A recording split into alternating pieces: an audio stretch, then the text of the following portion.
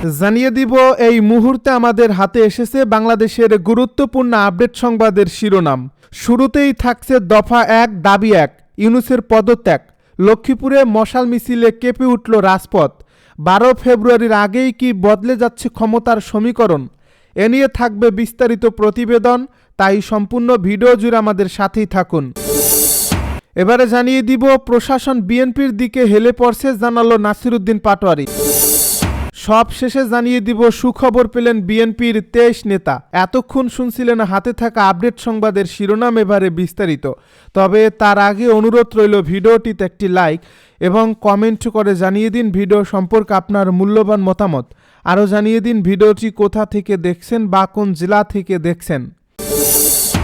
দফা ১ দাবি ১, ইউনূসের পদত্যাগ। লক্ষ্মীপুরে মশাল মিছিলে কেঁপে উঠল রাজপথ। ১২ ফেব্রুয়ারির আগেই কি বদলে যাচ্ছে ক্ষমতার সমীকরণ? দফা ১ দাবি ১, ডক্টর ইউনূসের পদত্যাগ। এই এক স্লোগানে লক্ষ্মীপুরের রাজপথ যেন হঠাৎ করেই ফিরে পেল আগুনের ভাষা। রাতের অন্ধকার চিরে জ্বলতে থাকা হাজারো মশাল, স্লোগান কেঁপে ওঠে শহর। আর উত্তাল জনস্রোত স্পষ্ট করে দিল যে রাজনীতির তাপমাত্রা বিপজ্জনকভাবে বেড়ে গেছে।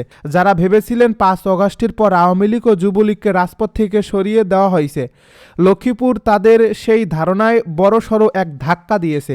জেলা যুবলীগের ডাকে অনুষ্ঠিত এই মশাল মিছিল শুধু একটি কর্মসূচি নয়, বরং সরকারের বৈধতা প্রশ্নে সরাসরি চ্যালেঞ্জ হিসেবে হাজির হয়েছে। নেতাকর্মীদের ভাষায় ডক্টর ইউনূসের নেতৃত্বাধীন সরকার অসাংবিধানিক, জনমত বিচ্ছিন্ন এবং ক্ষমতার দখলদার। মিছিলের প্রতিটি ধাপে উচ্চারিত হয়েছে দফা ১ দাবি ১, অবৈধ সরকার মানি না, ১২ ফেব্রুয়ারির সাজানো ভোট চলবে না। এই স্লোগানগুলো কেবল আবেগের বহিঃপ্রকাশ নয়, বরং একটি সুসংগঠিত রাজনৈতিক বার্তা, যেখানে আন্দোলনের লক্ষ্য একটাই, পদত্যাগ। মশালের আগুনকে তারা প্রতীক হিসেবে তুলে ধরছে শাসনের বিরুদ্ধে প্রতিবাদের, অন্যায়ের বিরুদ্ধে প্রতিরোধের এবং রাজনৈতিক অধিকার পুনরুদ্ধারের। সমাবেশে বক্তারা অভিযোগ করেছেন বর্তমান সরকার ক্ষমতা টিকিয়ে রাখতে প্রশাসনকে ব্যবহার করছে, বিরোধী মত দমন করছে, মামলা হামলা দিয়ে রাজনীতির মাঠ ফাঁকা করতে চাইছে এবং অর্থনীতিকে ঠেলে দিচ্ছে অনিশ্চয়তার দিকে। তাদের দাবি, এই পরিস্থিতিতে ১২ ফেব্রুয়ারির আগে ক্ষমতার বদল না হলে দেশ আরও গভীর সংকটে পড়বে।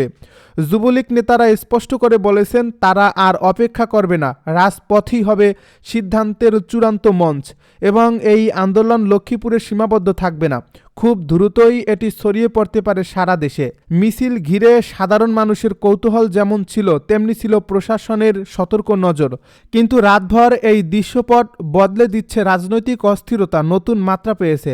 আন্দোলনকারীদের মতে এই সরকার জনগণের ম্যান্ডেট ছাড়া ক্ষমতায় আছে এবং নির্বাচনকে সামনে রেখে বৈধতার মুখোশ পরার চেষ্টা করছে, যা তারা রাজপথে প্রতিহত করবে। বক্তৃতায় বারবার ফিরে এসেছে একটি প্রশ্ন, যদি সরকার সত্যিই জনপ্রিয় হয় তবে কেন এত ভয়, কেন এত দমননীতি? লক্ষ্মীপুরের এই কর্মসূচি তাই কেবল একটি জেলার ঘটনা নয়, বরং জাতীয় রাজনীতিতে সম্ভাব্য টার্নিং পয়েন্টের ইঙ্গিত। কারণ মাঠে শক্তি প্রদর্শনের মধ্য দিয়ে বার্তা দেওয়া হয়েছে যে সংগঠন এখনও অক্ষত। নেতৃত্বের নির্দেশে কর্মীরা সক্রিয় এবং প্রয়োজনে বড় আন্দোলনের জন্য প্রস্তুত। বিশ্লেষকেরা বলছেন ১২ ফেব্রুয়ারিকে সামনে রেখে রাজনীতির মেরুকরণ আরও তীব্র হবে। একদিকে রাজপথের চাপ, অন্যদিকে ক্ষমতা ধরে রাখার কৌশল। এই টানাপোড়েনে যে কোনো মুহূর্তে দৃশ্যপট বদলে যেতে পারে। প্রশাসন বিএনপির দিকে হেলে পড়েছে, নাসিরউদ্দিন পাটোয়ারীর মন্তব্য। দেশের প্রশাসন একটি নির্দিষ্ট রাজনৈতিক দলের দিকে হেলে পড়েছে বলে অভিযোগ করেছেন জাতীয় নাগরিক পার্টির মুখ্য সমন্বয়ক ও ঢাকা ৮ আসনের প্রার্থী নাসিরউদ্দিন পাটোয়ারী। তার অভিযোগের তীর বিএনপির দিকে। সোমবার সকালে ঢাকা বিশ্ববিদ্যালয়ের রাজু ভাস্কর্যের পাদদেশে আজাদী পদযাত্রার আগে সাংবাদিকদের সঙ্গে কথা বলার সময় এসব কথা বলেন নাসিরউদ্দিন পাটোয়ারী। এ সময় তিনি পুরো বাংলাদেশকে আজাদ অঞ্চল হিসেবে উল্লেখ করেন। নাসিরউদ্দিন পাটোয়ারী বলেন, আমরা বিভিন্ন জায়গা থেকে তথ্য পাচ্ছি প্রশাসন একটি দলের দিকে হেলে পড়েছে, সেই দলটি হলো বিএনপি। তিনি বলেন, তারেক রহমান বাংলাদেশে এসেছেন, আমরা তাকে স্বাগত জানিয়েছি, কিন্তু প্রশাসনের বিভিন্ন কর্মকর্তা কর্মচারী অফিস বাদ দিয়ে রোডের পাশে গিয়ে তারেক রহমানকে সালাম বিনিময় করেছেন। এই ধরনের কর্মকাণ্ড আমরা শেখ হাসিনার আমলেও দেখেছি। বর্তমান বাংলাদেশে আমরা এমন দৃশ্য দেখতে চাই না। তিনি আরও বলেন, আমরা আজাদির জোটকে বেছে নিয়েছি। আমাদের যে 11 দলীয় জোট, ইনশাল্লাহ এটি বাংলাদেশকে আজাদ করার জন্য আজাদির লড়াই চালিয়ে যাবে। আমাদের সামনে দুটি অপশন ছিল, গোলামির প্রতীক নেব নাকি আজাদির প্রতীক নেব। আমরা আজাদির জোটে থেকে আজাদির প্রতীক নিয়েছি। নাসিরউদ্দিন পাটোয়ারীর দাবি 11 দলীয় জোট বাংলাদেশকে সব ধরনের অর্থনৈতিক, রাজনৈতিক ও সাংস্কৃতিক পরাধীনতা থেকে মুক্ত করার সংগ্রাম অব্যাহত রাখবে। এর আগে তিনি ইনকিলাব মঞ্চের মুখপাত্র শহীদ শরীফ ওসমান হাদির কবর জিয়ারত করেন। জামায়াতে ইসলামী নেতৃত্বাধীন 11 দলীয় জোট মনোনীত এই প্রার্থী বলেন, শহীদ ওসমান হাদির বিচার নিশ্চিত করা এবং তিনি যে আজাদির লড়াই শুরু করেছিলেন তা সম্পন্ন করাই এখন আমাদের প্রধান দায়িত্ব। তিনি বলেন, ওসমান হাদির কবর জিয়ারতের পর তার আকাঙ্ক্ষা ধারণ করেই ঢাকা বিশ্ববিদ্যালয় এলাকা থেকে আজাদি যাত্রা নতুন করে শুরু করা হয়েছে। নাসিরউদ্দিন পাটোয়ারী বলেন, আজ ঢাকা ৮ আসন থেকে রমনা, শাহবাগ, মতিঝিল, শাহজাহানপুর সহ পুরো বাংলাদেশকে আমরা আজাদ অঞ্চল হিসেবে ঘোষণা করলাম। এই অঞ্চলে যদি কেউ চাঁদাবাজি, সন্ত্রাসী কার্যক্রম বা দখলদারিত্বে জড়িত হয় তাহলে আপনারা আজাদির স্লোগান তুলে তাদের গ্রেপ্তার করে প্রশাসনের হাতে তুলে দেবেন। আর প্রশাসন যদি চাঁদাবাজ, সন্ত্রাসী কিংবা আধিপত্যবাদের পক্ষে দাঁড়ায় তাহলে তাদের বিরুদ্ধেও আপনারা প্রতিরোধ গড়ে তুলবেন। আজাদি পদযাত্রা নিয়ে নির্বাচনী আচরণবিধি প্রসঙ্গে তিনি বলেন, 21 জানুয়ারির আগে আজাদি যাত্রার কোনো প্রতীক ব্যবহার বা ভোট চাওয়ার কার্যক্রম থাকবে না। আচরণবিধি প্রত্যাহারের পর নিয়ম মেনেই প্রচারণা চালানো হবে। সংবাদ সম্মেলনে এনসিপির দক্ষিণাঞ্চলের মুখ্য সংগঠক হাসনাত আবদুল্লাহ উপস্থিত ছিলেন। সুখবর পেলেন বিএনপির 23 নেতা। বাংলাদেশ জাতীয়তাবাদী দল বিএনপি ও এর অঙ্গ সহযোগী সংগঠনের 23 নেতার বহিষ্কারাদেশ প্রত্যাহার করা হয়েছে।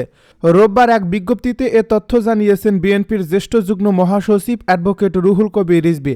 বহিষ্কারাদেশ প্রত্যাহার হওয়া নেতারা হলেন ময়মনসিংহ দক্ষিণ জেলাধীন ফুলবাড়িয়া পৌর বিএনপির সাবেক সাংগঠনিক সম্পাদক মোহাম্মদ শামীম আহমেদ, রাজবাড়ী জেলা মহিলা দলের সাবেক সহ সভাপতি ও কালুখালী উপজেলা মহিলা দলের সাবেক সভাপতি কাজী শারমিন আক্তার টুকটুকে, চাঁদপুর জেলাধীন হাজীগঞ্জ উপজেলা বিএনপির সাবেক আহ্বায়ক আলহাজ ইমাম হোসেন, উপজেলা বিএনপির সাংগঠনিক সম্পাদক আবু সুফিয়ান রানা।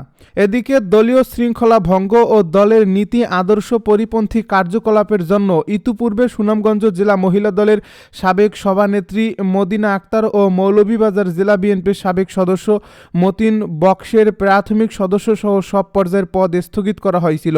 তবে আবেদনের প্রেক্ষিতে রোববার দলীয় সিদ্ধান্ত অনুযায়ী তাদের পদের স্থগিতাদেশ প্রত্যাহার করা হয়েছে। অন্যদিকে দলীয় শৃঙ্খলা ভঙ্গ ও দলের নীতি আদর্শ পরিপন্থী কার্যকলাপের জন্য ইতিপূর্বে সুনামগঞ্জ জেলাধীন বিশ্বম্বর উপজেলা বিএনপি কর্মী সৈয়দ রমিজ উদ্দিনকে দলের প্রাথমিক সদস্য সহ সব পর্যায়ের পদ থেকে অব্যাহতি দেওয়া হয়েছিল।